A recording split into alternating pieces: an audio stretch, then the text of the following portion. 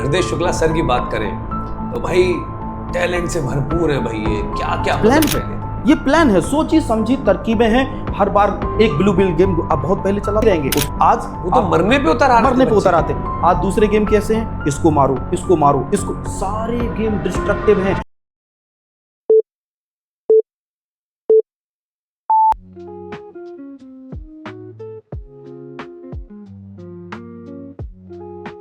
Hello and welcome to the new podcast show of Logically Sensible, where two people meet, discuss and share. उसी theme में हमारे साथ आज एक बहुत ही अच्छे टीचर जिनका नाम है हृदय शुक्ला सर।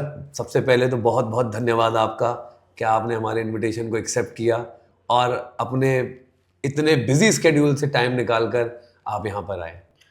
सबसे पहले तो मैं आपको धन्यवाद देना चाहूँगा और बधाई भी देना चाहूँगा कि आपने एक जो नया सफ़र शुरू किया है, इसमें ये हमारे बच्चों को शायद वो चीज़ नहीं मिल पाती है मार्केट में। एक्चुअली टीचरों के एक्सपीरियंस बच्चों को घर बैठे मिल रहे हैं। तो मैं सबसे पहले तो आपको दिल से बधाई और शुभकामनाएं दे रहा हूँ आपके उज्जवल भविष्य के लिए, और लॉजिकली सेंसिबल दिन रात इसी तरह से ग्रोथ करे। मेरी बहुत शुभकामनाएं आपके लिए।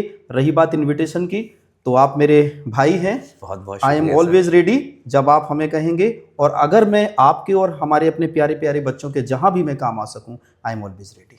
शुक्रिया सर, यही बातें तो हैं आपकी जो आपको नॉर्मल टीचर से एक अच्छा टीचर बनाता है सो मच। तो सबसे पहले अगर हम हृदय शुक्ला सर की बात करें तो भाई टैलेंट से भरपूर है भाई। ये क्या क्या मतलब सारा पॉडकास्ट तो इसी में निकल जाएगा कि मैं जब इनके बारे में बात करता रहूँगा, मैं बीच बीच में बताता रहूँगा थोड़ा थोड़ा सर के बारे में। सर सीटेट क्लियर करके बैठे हुए हैं, टेट क्लियर करके बैठे हुए हैं, एमफिल कर चुके हैं, पीएचडी कर रहे हैं, और पीएचडी का जो एंट्रेंस टेस्ट हुआ था उसमें रैंक 1 आई थी इनकी बुंदेलखंड यूनिवर्सिटी में। बहुत बढ़िया सर, थैंक यू सर। इतना टैलेंट है आपके अंदर, और ये आज हम पूरी तरीके से कोशिश करेंगे कि हृदय शुक्ला सर का पूरा टैलेंट निचोड़ के हम अपने बच्चों को, हम अपने व्यूअर्स को दे सकें कि वो अपनी जिंदगी में उस सारे हृदय सर के एक्सपीरियंस को इनकलकेट करें अपने अंदर, उसको यूटिलाइज करें और एक बेहतर जिंदगी को चुन पाएं। सर सबसे पहला सवाल तो ये रहेगा क्लास 10th के बच्चों के लिए जी कि सर केमिस्ट्री, आप जैसे केमिस्ट्री के मास्टर हैं सर जी, तो सर केमिस्ट्री को कैसे पढ़े सर वो? देखिए, मैं सबसे पहले तो एक बात ये बताना चाहता हूँ कि चाहे वो क्लास 9th हो, चाहे 10th हो, चाहे 11th हो, 12th हो, या उसके बाद कॉम्पिटिटिव लेवल के एग्जाम्स हो, जी सर, केमिस्ट्री अपने आप में एक माइलस्टोन हर जगह साबित हो रहा है। जहां पर बच्चों का रैंक कम बनता है, केमिस्ट्री उसको उठा दे रहा है। कभी कभी बच्चों को ये मन में आता है कि सर हम छोटी क्लास में हैं, क्या हम अभी से तैयारी करना शुरू कर दें बड़ी चीज़ों के लिए? मैं इस चीज़ को सिरे से खारिज करता हूँ। सिर्फ मैं ये बताता हूँ कि अगर आप क्लास में 9th से बात करूंगा, जी जी, अगर आप क्लास 9th में हैं, आप बेसिक नींव आपकी वहीं शुरू हो रही है। मैं आपको अपना एक पर्सनल अनुभव शेयर कर रहा हूँ छोटे भाई, कि जब मैं एक क्लास ले रहा था कॉम्पिटिटिव, कुछ बच्चों को बता रहा था, तो I was surprise and shocked कि उन्हें कुछ ऐसे फॉर्मूले नहीं आ रहे थे जो 9th में होते हैं। तो कहाँ गलती हुई है हमसे? हम कहते हैं हम पढ़ रहे हैं, हम बहुत अच्छा कर रहे हैं। आप पढ़ तो रहे हो, क्या पढ़ रहे हो? आप रिवाइज करिए कंटिन्यू।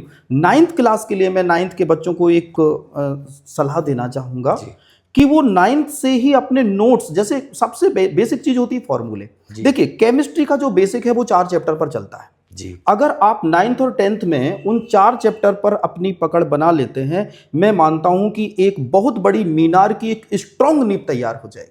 वो जो 4 चैप्टर हैं, उन चैप्टरों में सबसे पहले मैं बात करूंगा जो बच्चों को सबसे पहले पढ़ना होगा, वो है एटॉमिक स्ट्रक्चर। एटॉमिक स्ट्रक्चर सबसे पहले, ठीक है। सबसे पहले केमिस्ट्री, आप देखिए ना, हम एक नींव की बात कर रहे हैं, आप एटॉमिक स्ट्रक्चर से जाइए ना। एटम ही क्या है? उसी से तो सब कुछ कंस्ट्रक्टेड है। क्षति जल पावक गगन समीरा, पंच तत्व से बना शरीरा। हम ये कहते हैं कि बच्चों के दिमाग में ये बात होनी चाहिए कि हमारा शरीर 5 तत्वों से बना हुआ है। किस्कंदा कांड में एक चौपाई आती है ऐसा जी, वहां पर लिखा हुआ है, इसको आप पढ़िएगा कि पंच तत्व से बना शरीर। मैं कहता हूं ये खोज कहां? इंडिया में हुई, और ये 5 एलिमेंट की शुरुआत कक्षा 9th में है। ये 5 एलिमेंट की शुरुआत। लेकिन नोबेल प्राइज किसको चला जाता है? वॉटसन एंड क्रिक को। वॉटसन एंड क्रिक को नोबेल प्राइज। मैं अगेंस्ट नहीं हूं, दुनिया में कोई भी रिसर्च का काम करेगा, कोई भी अच्छा काम करेगा, मैं हमेशा अप्रिशिएट करता हूं, और करना चाहिए क्योंकि दे डिजर्व। लेकिन चोरी नहीं होनी चाहिए साहित्य की। हम लोगों को, जब हम पीएचडी करते हैं सर, तो हम लोगों को एक बात सिखाई जाती है कि आप अपनी रिसर्च करिए, आप किसी का डाटा चोरी मत करिए, क्योंकि बहुत बड़ा क्राइम है। तो भाई साहब, क्या ये क्राइम नहीं है कि हमारे यहां की चीजों को लिखा हुआ आज उन लोगों ने कॉपी कर लिया, और कॉपी करने के बाद नोबेल प्राइज उनको दिया? हमें तो खाली आते ना, हमें तो कुछ नहीं आया। मैं एक एग्जाम्पल से अपनी बात समाप्त करूंगा। देखिए, वॉटसन क्रिक ने कहा है बायोलॉजी में, मैंने बायोलॉजी बहुत अच्छे अच्छे पॉडकास्ट आपके देख रहा हूं आजकल, मैं बहुत खुश हूं, बहुत सीख भी रहा हूं उनसे, कि जब हमारी जो बॉडी बनी हुई है, जो हमारी बॉडी में अगर हम बायोलॉजिकली के टर्म से बात करें तो ऑर्गन है, फिर टिश्यू है, फिर सेल है, फिर सेल के अंदर आपका क्रोमोसोम्स है, क्रोमोसोम्स में डीएनए है, डीएनए के अंदर न्यूक्लियोटाइड है, adenine, guanine, cytosine, thymine, uracil bond, hydrogen, ये सब कुछ है, प्यूरिन, पिरिमिडिन, जिसके जीन कंस्ट्रक्ट होते हैं। अगर हम जीन के अंदर की बात करें तो क्या है, जीन किस चीज से बना हुआ है? आप जाकर के देखिए ना, न्यूक्लियोटाइड्स में आप जाइए, फॉस्फोडाइस्टर लिंकेज में अगर आप जाएंगे तो वहां पर आपको पता चलेगा कि जो हमारी बॉडी की बेसिक चीज है, जिससे हमारी बॉडी बनी है, वो क्या है? कार्बन, हाइड्रोजन, ऑक्सीजन, नाइट्रोजन, इसके अलावा फॉस्फोरस। कितने एलिमेंट हो गए? 5 एलिमेंट हो गए। मैं साइंस की बात करूंगा, कार्बन, हाइड्रोजन, ऑक्सीजन, नाइट्रोजन और फॉस्फोरस, ये 5 एलिमेंट। और कहा क्या चौपाई लिखी किस्कंदा कांड में? क्षति। भाई साहब, आप जिसको हम क्षति कहते हैं अंग्रेजी में, आप उसको कार्बन कहते हो। जल, हम जिसको जल कहते हैं, आप केमिस्ट्री के लैंग्वेज में उसको H2O कहते हो। क्षति, जल, पावक, पावक मतलब फायर, आग। आग का फॉर्मूला क्या होता है? सभी बच्चों को आना चाहिए बच्चों, आग का फॉर्मूला होता है O2। क्षति, जल, पावक, 3 चीजें हो गई, कार्बन, H2O, ऑक्सीजन। गगन, गगन नहीं, गगन में कौन सी चीज है? नाइट्रोजन।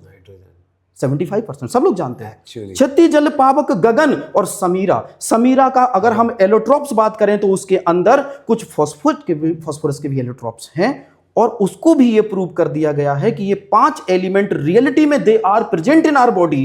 तो ये 5 एलिमेंट की जब यही बात वॉटसन क्रिक बताते हैं तो नोबेल प्राइज दिया जाता है। और जब हिंदुस्तान क्रिएट किया है जिसने क्रिएट किया, उसका नाम ही नहीं है सर, बताइए जरा, उसका नाम नहीं है। अगर आज हम करते हैं, मैं क्षमा चाहूंगा, तो उसको कहीं ये बना दिया जाता है कि आपके ग्रंथ में देखिए सारे अच्छे ग्रंथ होते हैं। ऐसा नहीं है। मैं शिक्षा जहां से मिले वो हमारा आराध्य। ऐसा नहीं सर, यही तो लॉजिकली सेंसिबल है। यही लॉजिकली सेंसिबल, हम लॉजिक की बात करते हैं। एग्जैक्टली, यहाँ लॉजिकली, कोई धर्म की बात नहीं करेगा, सिर्फ लॉजिक की बात कर रहे हैं, कोई धर्म की बात नहीं करेगा, कोई एग्जैक्टली कॉन्ट्राडिक्टरी स्टेटमेंट नहीं, कुछ नहीं। जहां से हमारी बॉडी का कंस्ट्रक्शन हुआ है वो एलिमेंट है। इसलिए मैंने बच्चों को बोला कि पहला टॉपिक आपको लेना है। सर, शुरुआत ऐसी धमाकेदार हुई है, अगर बच्चों, मतलब मुझे नहीं लग रहा कि मेरे तो रोंगटे खड़े हो गए भाई, जिस तरीके से समझा रहे थे सर। नो डाउट सर, ऐसे ही नहीं कोई आपको कहता कि आप इतने सारे आप नीट में निकाल रहे हो बच्चों को, आप इतने सारे आप IIT के बच्चों को निकाल रहे हो। ऐसे ऐसे बच्चे हैं, मैं अभी सर खुद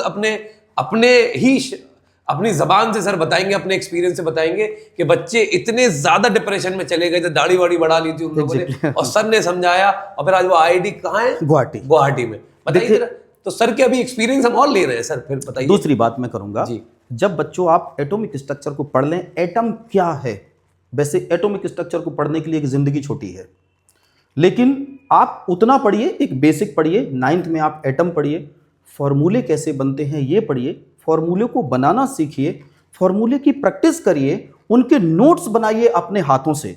मैं एक बात अपनी शेयर और करूंगा कि जब आप किसी चीज को एक बार अपने हाथ से लिख लेते हैं, आप उसको दोबारा भूल नहीं सकते।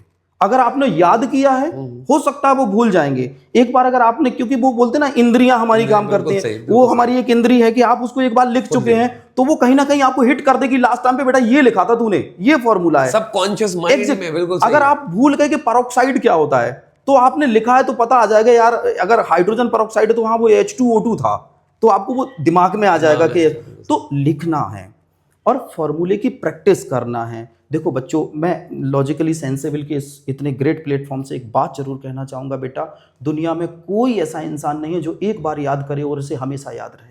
बिल्कुल सही, कोई ऐसा नहीं है। अगर आप कहते ना सर हम लिखते हैं भूल जाते, लेकिन आपके दर्द को कोई समझता नहीं है, सिर्फ आपको चिल्लाया जाता है भूल गए, बेटा हम भी पढ़ते थे, हम भी भूल जाते, सच्चाई बात। बिल्कुल सही, हम भी भूल जाते थे। You have to revise multiple time, आपको रिवाइज करना पड़ेगा, उसको लिखिए, रिवाइज करिए। दूसरी चीज, जब आप एटॉमिक स्ट्रक्चर को कंप्लीट कर लें तो दूसरे चैप्टर पर आप चलिए, that is periodic table. Periodic table अभी मैं किसी पर्टिकुलर बोर्ड को तो नहीं बोलूंगा कि किस बोर्ड में पीरियोडिक टेबल है और किस में नहीं है, बट मैं सभी बच्चों से रिक्वेस्ट करूंगा कि पीरियोडिक टेबल को आप 10th से स्टार्ट करें और उसमें आप एटम का अरेंजमेंट कहां पर, कौन सा एटम कहां पर है, एस ब्लॉक क्या है, पी ब्लॉक क्या है, डी ब्लॉक क्या है, एफ ब्लॉक क्या है। मैं एक एग्जाम्पल देता हूं, सभी लोग पढ़ते हैं एस पी डी एफ, ये ब्लॉक होते हैं पीरियोडिक टेबल में, लेकिन बहुत कम लोगों को मालूम है कि एस मतलब शार्प, पी मतलब प्रिंसिपल, डी मतलब डिफ्यूज, एफ मतलब फंडामेंटल। शार्प का मीन्स है वो एलिमेंट जो सॉफ्ट हैं,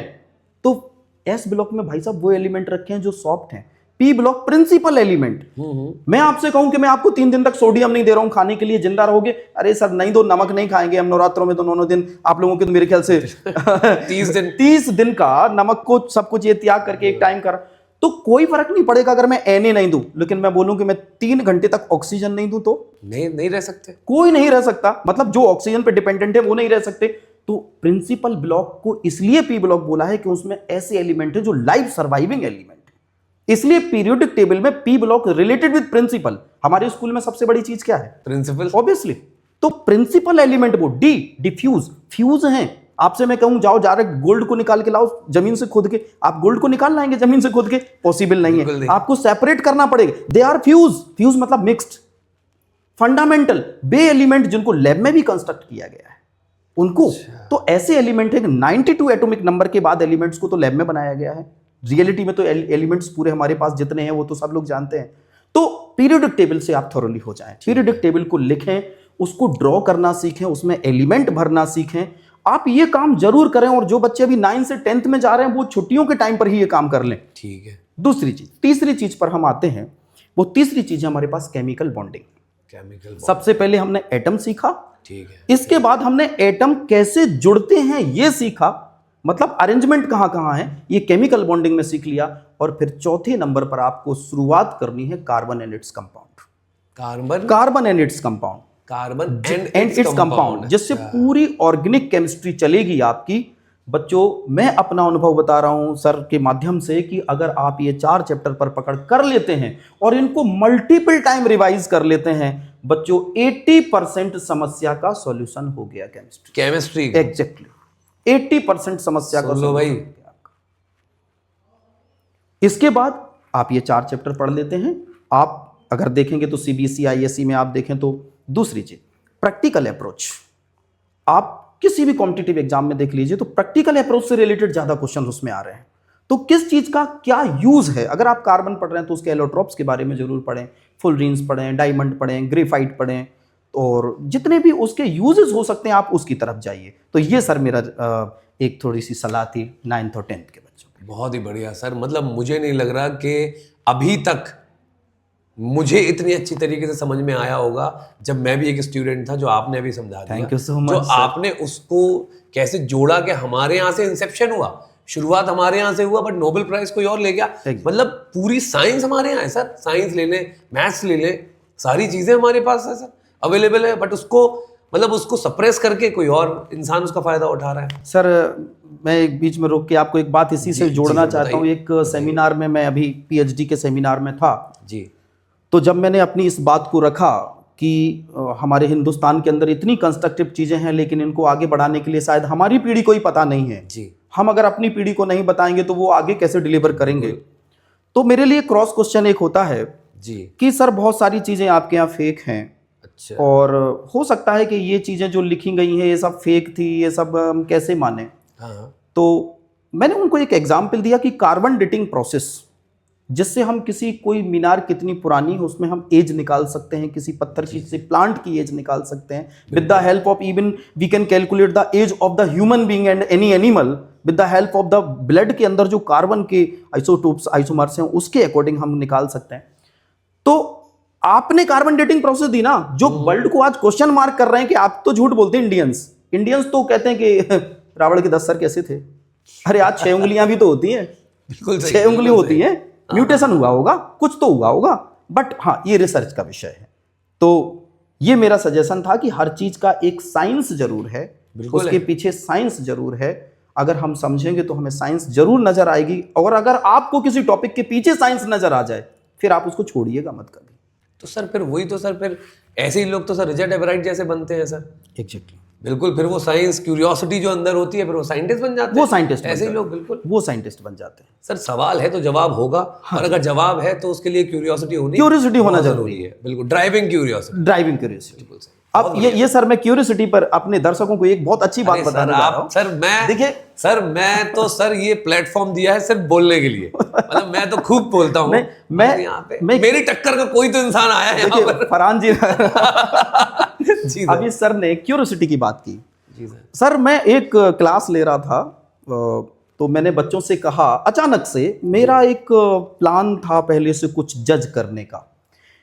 तो मैं देखिए, जो भी मुझे बड़े टीचर सुन रहे हैं, मैं उनके आगे बहुत छोटा हूं, लेकिन मैं बच्चों को जज कर लेता हूं कभी कभी। तो मैंने एक ग्रुप से बोला, मैंने कि बच्चों स्टैंड अप। बच्चे खड़े हो गए। मैंने कि बच्चों आपको एक काम करना है। बोलते क्या सर? पानी लाना आपके लिए? मैंने कि नहीं, पानी नहीं लाना, आपको एक काम करना है। बोलते क्या सर? मैंने कि यहां से करीब 200 मीटर दूर एक बरगद का पेड़ लगा है, आप उसको जाओ और दौड़ के उसको छू के वापस आ जाओ। सबसे पहले हमारी बच्चियों का एक्सक्यूज था, सर हमें तो कल से पैर में चोट लग गई, आप ऐसे टास्क क्यों देते हो सर, आप दूसरा पनिशमेंट दे दो। मैंने कि बेटा पनिशमेंट नहीं देता मैं कभी, आप कितने लोग जाएंगे? तो लिटरली आप बिलीव करिए कि उस पूरी टीम में से एक भी रेडी नहीं हुआ, एक भी नहीं हुआ। सिर्फ 200 मीटर दूर जाना था। 100 मीटर, 100 मीटर जी। एक भी रेडी नहीं हुआ, और सब हंसने लगे कि सर देखो कैसा मजाक करते हैं। मैंने कि सिट डाउन। मैंने बिठाया। नहीं जानते हो मैंने ये क्यों पूछा? बोले सर क्यों पूछा? मैंने कि जब हम एमलेस होते हैं, क्यूरियोसिटी पर बात कर रहा हूं आपकी मैं, बिल्कुल सही। जब हम एमलेस होते हैं तो हमें हर काम बुरा लगता है, हम कोई काम नहीं करते जब हम एमलेस होते हैं। अब मैंने कहा कि अच्छा ये देखो मेरी जेब में 500 का नोट है, जो उस बरगद के पेड़ को छू के पहले आएगा मैं 500 दूंगा। 10 बच्चे तो दरवाजे में स्टक हो गए अचानक से, क्योंकि एक पहले मैं जाऊंगा, एक साथ गए होंगे। मैंने कि आ जाओ वापस, ये 500 रख लो, कोल्ड ड्रिंक मंगा लो, पार्टी कर लो, बट मैंने कि इससे एक शिक्षा है आपको, आप ड्रीम देखो पहले। अगर आप ड्रीम नहीं देख रहे हैं तो ड्रीम के पीछे दौड़ोगे नहीं। आपको दौड़वा कौन रहा था? मैं नहीं, 500 का नोट। आपको ये 500 का नोट दौड़वा रहा था, मैं नहीं दौड़वा रहा था। सर आपने, अगर आपके दिमाग में ड्रीम है ना, अगर आपको लग रहा है कि आपको लग्जरियस लाइफ जीनी है, मैंने अपने फादर की लाइफ देखी है, अगर आपको लगता है कि ऐसी लाइफ जीनी है यार कि जो दुनिया कदमों में हो और हमारी एक जिंदगी एक बार मिलती है, आप जो सिविल की तैयारी करना चाहते हो वो सिविल के लिए सोचें, जो डॉक्टर बनना चाहते हो वो डॉक्टर के लिए सोचें, जो इंजीनियर बनना चाहते हो बट बेटा ड्रीम देखो। आप ड्रीम नहीं देखोगे ना, आप सपने नहीं सजाओगे ना, तो सुबह तुम्हें कौन उठाएगा अपने आप से? आपको वो ड्रीम उठाएगा, रात को सोने नहीं देगा वो ड्रीम। आप जब सो रहे होंगे ना 12 बजे, तो पता सोते सोते झटका लगेगा, यार एक क्वेश्चन नहीं आ रहा, 1 मिनट में देख लूं फिर सोता हूं। सपना वो जो सोने ना दे। और बच्चों, सपना वो नहीं जो नींद में देखे, एग्जैक्टली सपना वो है जो सोने ना दे, जो सोने ना दे। सपना वो है जो सोने ना दे। बस बेटा इतनी एनर्जी आप डाल दें, अगर ये बच्चे इतनी एनर्जी डाल दें, सर क्या आईआईटी, क्या आईएएस, क्या पीसीएस, सर सब उनके कदमों में है। मैं सर आपकी बात काट दूं पीछे? जी प्लीज सर। एक्चुअली सर सिर्फ आप बात नहीं कर रहे हैं यहाँ पे, सिर्फ आप बात नहीं कर रहे हैं, आपने पहले प्रूफ किया शुरुआत में कि ये पढ़ना है, कैसे पढ़ना है। मतलब मैंने बहुत सारे लोगों को देखा सर कि सिर्फ डायलॉग, मतलब action speaks louder than words, तो उनके साथ कोई स्टेटमेंट होता ही नहीं है। आपने शुरुआत में कंटेंट दिया हमें इस पॉडकास्ट के थ्रू, फिर आप ये वाली बातें कर रहे हैं। ये नहीं कि आप डायरेक्ट आते ही साथ आप मतलब एक तरीके से आप बताने लगे, प्रीच करने लगे लोगों को। बहुत बढ़िया सर, मुझे लग रहा है ये बहुत ही सही डायरेक्शन में बहुत ऊंचा जाएगा सर ये।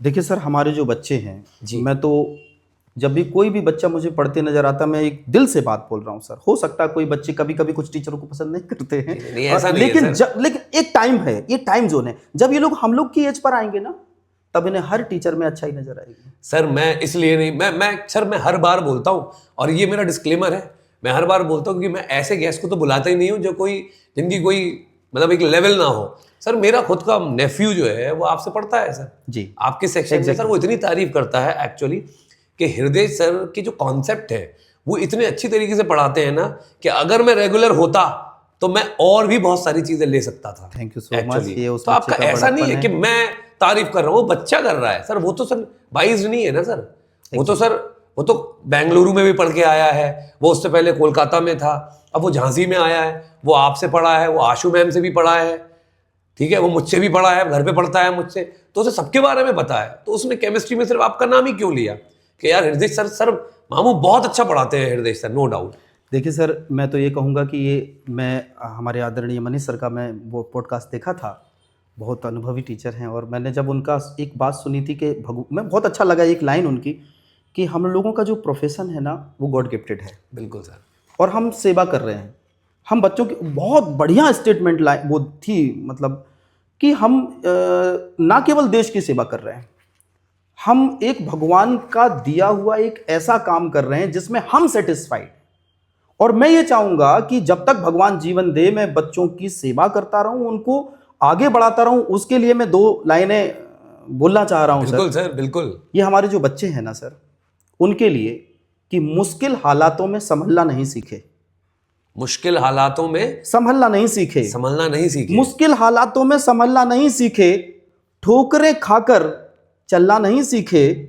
ए खुदा मेरी सांसों की हिफाजत करना, मेरे बच्चे छोटे हैं अभी चलना नहीं सीखे। बहुत ही बढ़िया यार, बहुत बढ़िया सर, नो डाउट। तो ये बच्चे हैं मेरे, और मुझे ऐसा लगता है कि हम जितना इनके काम आ पाए उतना कम है सर। सर एक बात बोलूं मैं जी, आप बाइज होके मत बोलिएगा, मतलब आप ये मत बोलिएगा कि मैंने आपको एज अ गेस्ट बुलाया है यहाँ पे, गेस्ट स्पीकर हैं आप।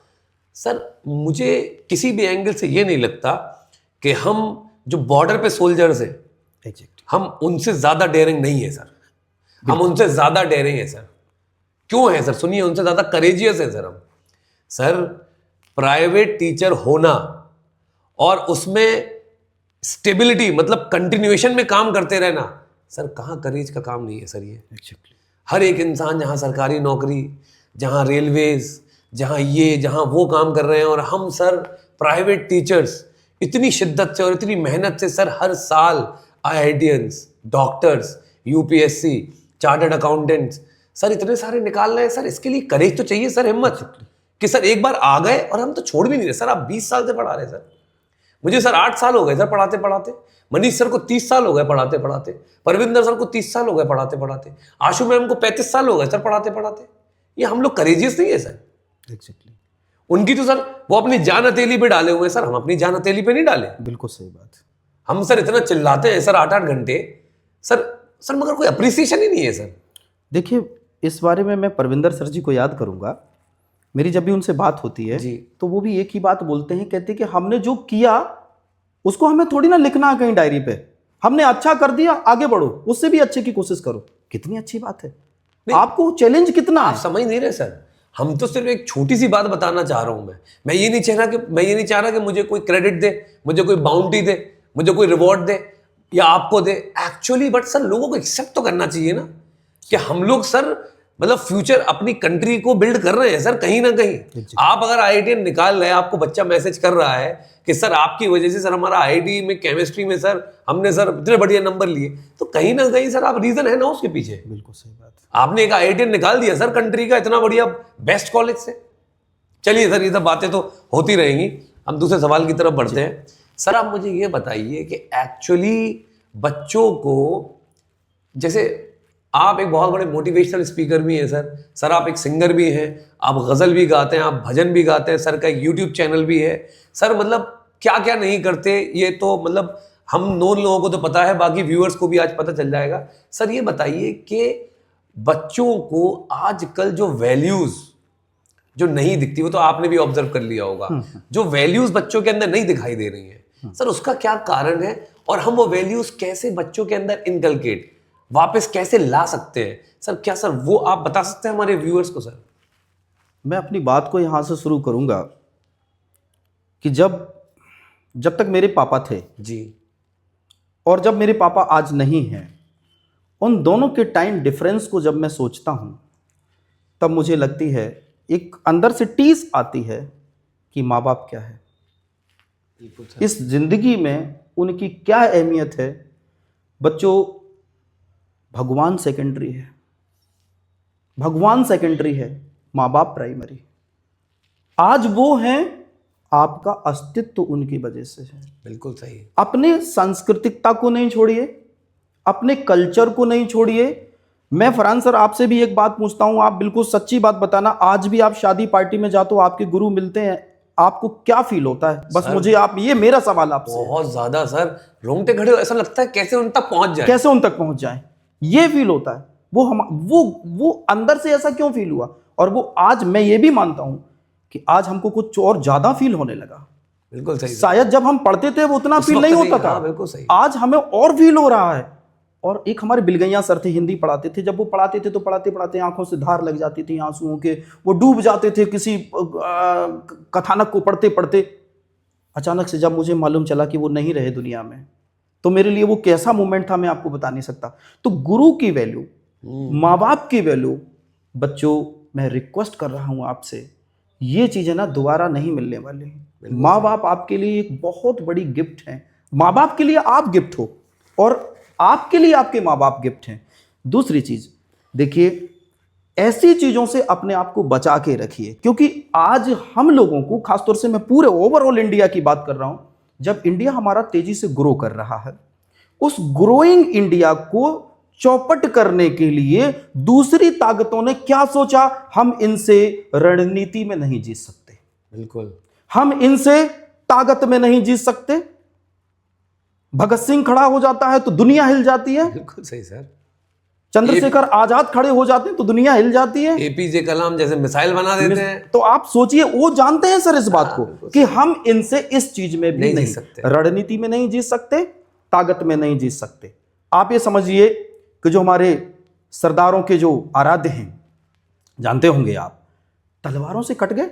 बिल्कुल सही सर। लेकिन झुके नहीं कभी। तो वो जानते हैं कि इनके कितने ताकतवर लोग हैं, अगर ये अपने पे आ गए ना तो जान दे देंगे, पीछे नहीं हटेंगे। आज बॉर्डर पर शहीद हो जाता है हंसते हंसते, जब उसकी वाइफ लिपट के रोती है कि आप जा रहे हो, उसे मालूम है कि पता नहीं भगवान लौट के आएंगे कि नहीं आएंगे। कोई धर्म नहीं यहाँ पे सर, सारे सर वो जानते हैं पूरी दुनिया वाले कि इंडियन है ये, अगर इंडियन अपने पे आ गया छोड़ेगा नहीं किसी को, और झुकेगा नहीं किसी के सामने। तो वो यहां भी सेंध नहीं लगा सकते।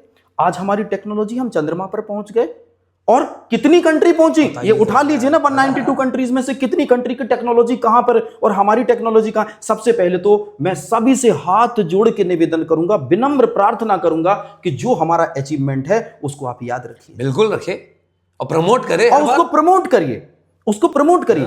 तो ये जो दूसरी ताकतें हैं जो चाह रही हैं कि हम इन्हें सेंध कहां लगाएं, तो बच्चों आप मेरी अगली 4 लाइनों को बहुत ध्यान से सुनिएगा।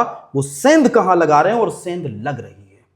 ताकत में नहीं लगा सकते, नॉलेज में नहीं लगा सकते, टेक्नोलॉजी में नहीं लगा सकते, साइंस में नहीं लगा सकते, और सर बड़ी बात नहीं कर रहा हूं, रिसर्च में नहीं लगा सकते। हम लोग आज रिसर्च कर रहे, हमें मालूम है कैसा रिसर्च का कैंडिडेट वहां पर बैठा है। तब सेंध कहां लगाई बच्चों? सेंध लगाने की एक टेक्नोलॉजी उन्होंने डेवलप की, और वो है एक मीडिया पर परोसी जाने वाली गलत सामग्री, और दूसरी चीज गेम्स। बिल्कुल सही सर, इसी में उलझाए रखो ये गेम्स में। अच्छा एक बात बताओ बच्चों, आप मेरी बात सुन के अगर इसको एग्री करते हैं तो प्लीज कमेंट में मेरे भैया को जरूर लिखना। कोई भी गेम्स ऐसा है जो कंस्ट्रक्टिव हो? बिल्कुल नहीं है सर, हर गेम डिस्ट्रक्टिव है।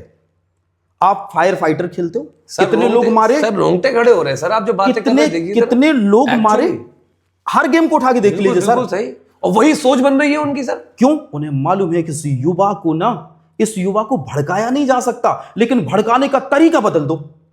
आज उन्होंने वो गेम डाल दिया आपके मोबाइल में, आप गेम खेल रहे हो, मारो मारो, मम्मी कह रही बेटा खाना खा, मम्मी रुको, मम्मी रुको, बस दो लेवल और पार करना है। ये क्या है? एक्चुअली आपके दिमाग को ना, आपके दिमाग में वायरस को डाल दिया है, और डाल रहे हैं। बच्चों सारे गेम डिस्ट्रक्टिव हैं। एक गन वाला गेम आता है, मारो खून दिखता है उसमें सर, बिल्कुल सही, ब्लड दिखता है, और छोटे बच्चे वो देख रहे हैं। अच्छा मारने से ब्लड भी निकलता है, गोली मारी, और आप जब 10 लोगों को उस गेम में मार देते हो तब आपके लिए एक मेडल बनकर आता है, यू आर विनर। आपको विजेता बना दिया, वेरी गुड। विजेता नहीं बना दिया, आपको हरा दिया बेटा उसने। एक्चुअली उनका इंटेंशन में वो पास हो गया। आप यहां गेम जीते, आप हार गए। जीता तो वो है, बिल्कुल सही सर, जिसने आपके दिमाग में इनबिल्ड किया है ये गेम से डिस्ट्रॉय, ये डिस्ट्रक्शन जहां बैठे हो ना, जब ये वीडियो आएगा ना, मैं इसलिए नहीं बोल रहा हूं कि मेरे प्लेटफॉर्म पे चल रहा है, ये जहां वीडियो आए और जहां ये लाइन सुनोगे ना, दिल से ताली बजाओगे तुम लोग। और ताली क्या बजाओगे तुम? इस जो सेंध लगा रहा है जो दूसरी कंट्रीज हमारे देश के युवाओं के अंदर, इसके सर इनके प्लान को नाकाम करना है सर। ये प्लान है, ये प्लान है, सोची समझी तरकीबें हैं। हर बार एक ब्लू व्हेल गेम अब बहुत पहले चला था, उसको जैसे तैसे करके बंद करा दिया। हाँ सर, क्या था उसमें, वो तो इतने सक्सेस हो गए थे अपने प्लान में, तो हमें लगता था कि हमारे बच्चे सेव रहेंगे कि नहीं रहेंगे। आज वो तो मरने पे उतर आते। आज दूसरे गेम कैसे हैं, इसको मारो, इसको मारो, इसको, सारे गेम डिस्ट्रक्टिव हैं। अगर मैं गलत बोल रहा हूं तो अपने सारे गेम जो हैं, आप उन्हें एक बार सोचना, चलाना नहीं आज के बाद, बस आप देश की सेवा कर देंगे, आप अपने माँ बाप की सेवा कर देंगे, आप कुछ ना करो, ये गेम डिलीट कर दो, आप कुछ ना करो, ये भी देश की सेवा ही है सर। यही सेवा है। बच्चों, जितना टाइम आप उस गेम पे लगा रहे हो ना, आपको जानते हो ना, एक दिन वो सपना देखो जब नीली बत्ती की कार में आप आएंगे, आपके पीछे गाड़ी होगी, आपके आगे गाड़ी होगी, आपके माँ बाप की आंखों में आंसू होंगे, और वो गले लगाने के लिए आतुर खड़े होंगे कि मेरा बच्चा आ गया, आज आईएएस बन के, पीसीएस बन के, आईआईटी बन के, डॉक्टर बन के। क्या बेटा ये सपना छोटा है सर? बहुत क्या ये गेम से बड़ा सपना नहीं है?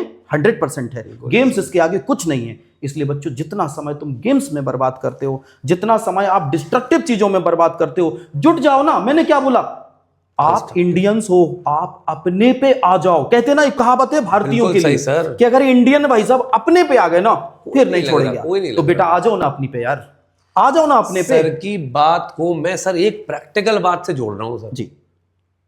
अगर आप किसी भी बच्चे से पूछिए, किसी भी बच्चे से आप पूछिए कि तुम अपने माँ बाप से क्यों प्यार करते हो, सर इस बात को थोड़ा सा गौर से सुनना। जैसे हृदय सर की बात को गौर से सुना है, बच्चों मेरी बातों को भी गौर से सुनो। आप किसी भी बच्चे से पूछो, किसी भी यंगस्टर से, कि बेटा तुम अपने माँ बाप से क्यों प्यार करते हो, ये आपकी बात का जो रिपरकशन है वो यहां दिखता है सर। क्यों करते हो प्यार? वो बच्चा बोलेगा सर क्योंकि मेरे माँ बाप मेरा ख्याल रखते हैं, मेरे माँ बाप, मेरी माँ मेरे लिए खाना बनाती है, पापा मेरे सारे लग्जूरियस लाइफ को फुलफिल कर रहे हैं। मगर सर जरा आप उन माँ बाप से पूछिए कि तुम अपने बच्चों से क्यों प्यार करते हो, वाह, वो क्या बोलेंगे? नहीं, वो क्या बोलेंगे? मतलब आप इसलिए प्यार कर रहे हो, आप ये नहीं बोल रहे हो क्योंकि वो मेरे माँ बाप है, उन्होंने मुझे जन्मा, मैं इसलिए। हर बच्चा सर यही बोलेगा कि वो मेरी सारी ख्वाहिशों को पूरा कर रहे हैं। पर माँ बाप से पूछिए आप क्यों करते हैं अपने प्यार बच्चों से, तो वो कहेंगे मेरे दिल के टुकड़े हैं ये। तो ये सर जो आप डिस्ट्रक्टिव बोल रहे हो ना, ये उनका फुलफिल हो रहा है सर पूरा ड्रीम, कि बच्चों के दिमागों में भी भरा जा रहा है कि गिव एंड टेक, कि माँ बाप हमारे लिए इतना कर रहे हैं। सर आजकल फीलिंग्स खत्म हो गई है सर, प्लेजर में जी रहे हैं, हैप्पीनेस में अपने। एग्जैक्टली सर, एक हार्ट टचिंग मोमेंट शेयर करूंगा। मैं एक दिन टैक्सी से सफर कर रहा था जी, स्टेशन तक मुझे जाना था। थोड़े से चौराहे के आगे जाकर के हमारे टैक्सी ड्राइवर ने पीछे से केवल हॉर्न बजा दिया। 3 लोग आगे गाड़ी से जा रहे थे, मैं टैक्सी में था, एक लेडीज कोई और थी, आंटी टाइप, वो बैठी हुई थी, हम दोनों थे। मैं स्टेशन तक जा रहा था, ट्रेन थी मेरी, तो उसने हॉर्न बजा दिया टैक्सी उसका। तो वो जो स्कूटी वाले थे, 3 बैठे थे स्कूटी पर, उनने स्कूटी वहीं खड़ी करी और गाली गलौज करते हुए उस गरीब आदमी के पास आते। और वो बोला बेटा बस इसलिए बजाई थी कि तुम बहुत देर से इधर हम मुड़ रहे थे, तो आप इधर जा रहे थे, इधर मुड़ रहे थे, इधर जा रहे थे, हमने सोचा बेटा थोड़ा इनकी ट्रेन छूट जाएगी, जल्दी जाना। तो गालियां देते हुए उस गरीब आदमी के मुंह पर कम से कम 2-3 थप्पड़ उन्हें लगा दिए। हम उतर के बचाव किया। उस बंदे ने हाथ पकड़ के, सर अपनी, मैं आंखों देखी बात बोल रहा हूं, मैं गवाह हूं इस बात का, और वो इतना करने के बाद वो भाग गए। तो मैंने उससे कहा, मैंने कि एक काम करो, बगल में पुलिस चौकी है, अभी कैमरे लगे हैं सामने, इनको अभी ट्रेस करो, मेरी ट्रेन जाने दो, चलो मैं चल रहा हूं, इनको ट्रेस करते हैं, इनको पकड़ते हैं। सर क्या बोलता है बच्चा, वो बंदा क्या बोलता है, अरे भाई साहब छोड़ो ना, मेरे बच्चे का जन्मदिन है, मुझे घर जाना है जल्दी। बताइए जरा यार, मेरे बच्चे का जन्मदिन है, मुझे घर जाना है, बच्चा वेट कर रहा होगा, सर छोड़िए ना। आप पिट रहा है, सोचिए जरा यहाँ पे। आप ये सोचिए कि बाप कमाने के लिए क्या कर रहा है, मर्द कमाने के लिए क्या कर रहा है, आंखों में आंसू आ जाते हैं सर। क्या कर रहा है इंसान कमाने के लिए? बेटा मैं हाथ जोड़ के विनती कर रहा हूं, माँ बाप की आप इज्जत करो। जो सर ने जवाब दिया था, मेरे ख्याल से इससे बड़ा आंसर मेरे लिए नहीं है कि कैसे वैल्यू को पहचाने। बेटा मैंने इतने एग्जाम्पल दे दिए, अगर एग्जाम्पल ये याद करो कि आज आप घर पर बैठ के एसी में शायद पढ़ रहे होंगे, पूछो अपने पिताजी से वो कैसे काम कर रहे होंगे वहां पर। प्लीज उनकी वैल्यू करिए। जब तक वो जिंदगी में है तब आपकी जिंदगी जहान है, जब वो चले जाएंगे ना इस दुनिया से, तब समझ में आएगा सर। फिर एक्चुअली रिटर्न नहीं है, रिवर्सिबल रिएक्शन नहीं है, it will come back. No, एक बार हो गई तो हो गई। ये था सर मेरे सवाल का जवाब। सर बिल्कुल सही बोला साहब ने, karma has no menu, you get served what you deserve. यही मिलेगा सर, देख लीजिएगा। और सर एक बात और, फिर हम अपने सवाल जवाब पे शुरू करते हैं कि बेटा हमेशा याद रखना, हमारे क्या सर, हर जगह वही बोला जाता है कि माँ के कदमों में जन्नत बोली जाती है, माँ के कदमों में जन्नत बोली जाती है, और रास्ता बाप से होता हुआ जाता है। बहुत बढ़िया। क्योंकि अगर आपने बाप का दिल दुखाया, आप जन्नत कभी नहीं जा सकते। और दूसरी बात यह है कि बेटा, माँ ने जो 9 महीने पेट में रखा है तुम्हें, जिंदगी भर अगर गुलामी करोगे तो सर उस दर्द का 1% वापस नहीं दे सकते। नहीं दे सकते। माँ ये के सोच तो रखो अपने दिमाग में यार। अगर तुम ये अपने दिमाग में सोच रख लोगे ना, तो मुझे नहीं लगता कि सर कभी कोई डिसरिस्पेक्ट करेगा अपनी माँ का। एक बार जाके माँ के चरणों को पकड़ लेना, अपने माथे से लगा लेना। और मैं उसके लिए एक लाइन बोलूंगा कि माँ की एड़ी पर्वत चोटी लगती है, माँ की एड़ी पर्वत चोटी लगती है यार, माँ के आगे जन्नत छोटी लगती है। बहुत बढ़िया सर, बहुत बढ़िया। ये है माँ, ये है बाप, ये है रुतबा है सर माँ और बाप का। रुतबा। और सर जब तक है साथ में तब तक नहीं समझ में आ रहा सर। मैंने भी अपने पापा को 3 साल पहले खो दिया सर। कभी कभी रात में अकेले रोता हूँ सर, कि पता भी नहीं चलता, किसी को पता भी नहीं चलने देता हूँ। क्योंकि सर वो रहना बाप का साया बहुत बड़ी चीज होती है, वो सर जाने के बाद ही एहसास होता है। मैं नहीं चाहता बच्चों कि आप लोग उसके बाद एहसास करो कि आपके जब पिताजी चले जाएं या आपके कोई साया ऊपर चला जाए। आज ही से उसकी इंपॉर्टेंस रखो और उनकी इज्जत करो। और सबसे पहले तो सबसे बढ़िया उनको जवाब ये देना है कि तुम पढ़ो लिखो यार, और अपने कदमों पे खड़े होकर दिखाओ। खड़े हो, आप खड़े होकर दिखाओ। तो अभी सर का जैसे सवाल था कि किस तरह से एजुकेशन को अपने आप को आगे बढ़ाने। बच्चों मैं यही चीज बता रहा हूं। अब हम जब इस सेगमेंट पर पहुंच गए कि आपको ये बिल्कुल क्लियर पता होगा कि माँ बाप से बड़ा, गुरु से बड़ा दुनिया में कोई नहीं है। ठीक है, गुरु कैसा भी हो, गुरु गुरु है। माँ बाप अगर वो डांट देते हैं, आप बुरा मान जाते हो उनकी बातों का? बताइए जरा सर। आपने जब माँ के पेट में थे कितनी लातें मारी होंगी आपने, तब वो बुरा मानी कि यार ये बच्चा तो बेकार है यार, ये परेशान और निकलने के बाद और प्यार किया, खुशी हुए वो कि देखो हमारे बच्चा मूवमेंट कर। बेटा उन दिन को याद करो। तो ये माँ बाप अगर डांट रहे हैं तो आपके लिए डांट रहे हैं, आपके अच्छे के लिए डांट रहे हैं। मैंने सर कई बच्चों को सुना, अरे सर मम्मी पापा बहुत स्ट्रेस देते हैं। बेटा जानते हो वो क्यों स्ट्रेस देते हैं? उन्हें चिंता है कि जब तक उनकी सांसें चल रही हैं आप अपने कदमों पे खड़े हो जाएं। इन्हें सर गलत फहमी है इन बच्चों को, आजकल के यूथ को, कि माँ बाप एक्सपेक्टेशन रखते हैं अपने बच्चों से। सर नहीं रखते। उन्हें बेटा तुम्हारी जिंदगी बनानी है, वो इसलिए तुम पे नाराज होते हैं और तुम्हें नैग करते हैं। चलिए ठीक है सर, ये सर कभी नहीं समझेंगे सर, बट हमारा काम है। नहीं ये समझेंगे, समझे। मुझे पूरा भरोसा है सर। देखिए 50 में से 2 समझे, मगर समझेंगे जरूर सर। और अगर बच्चों ये आपके दिमाग में बात आ जाती है ना, तो मैं मानता हूं कि आपसे अच्छा इंसान इस दुनिया में कोई नहीं होगा। आप थोड़ा सा चेंज होइए, आप जरूर चेंज होंगे। आप बहुत अच्छे हैं, मैं मानता हूं, और हम आपकी फीलिंग भी समझते हैं। देखिए आप 5 सब्जेक्ट पढ़ते हो, हम लोग 1-2 सब्जेक्ट। बिल्कुल सही, हम आपकी फीलिंग समझते हैं। ये भी प्रेशर है, वो भी प्रेशर है, वो भी प्रेशर है, लेकिन बेटा ये भी तो देखो कि लाइफ तेजी से रन कर रही है, और माँ बाप के रहते आपको उनको भी तो सुख देना है। माँ बाप को तो आप भी तो थे औलाद, मैं भी तो था। हमारे लिए भी 5 सब्जेक्ट थे सर। आज हम 1 सब्जेक्ट पढ़ा रहे हैं, आप 2 सब्जेक्ट पढ़ा रहे हैं, पढ़े हैं। बट सर हमने तो माँ बाप की कभी कोई सर मतलब डिसरिस्पेक्ट की नहीं सर कभी। छोड़िए सर, समझेंगे, मगर समझेंगे 100%। सर अब हम अपने कॉन्सेप्ट पे आगे चलते हैं थोड़ा सा। आपने बहुत ही ज्यादा रिजुविनेट कर दिया सर। मैं एक सवाल पूछना चाहता हूँ आपसे सर। 9th और 10th की केमिस्ट्री, 9th और 10th की केमिस्ट्री, 11th 12th की बात नहीं कर रहा जी। 9th और 10th की केमिस्ट्री, नीट, आप नीट के बच्चों को पढ़ाते हैं? IIT नीट बोथ, दोनों को पढ़ाते हैं आप सर। उसमें कितनी सिमिलैरिटीज है सर? 9th और 10th की केमिस्ट्री का थोड़ा बहुत हिस्सा आता है कि छोटा सा हिस्सा आता है? देखिए सर, मैं शुरुआत यहाँ से करूँगा अपनी बात की कि केमिस्ट्री में सबसे पहली बात मैंने स्टेटमेंट दिया था कि chemistry is a milestone in your selection.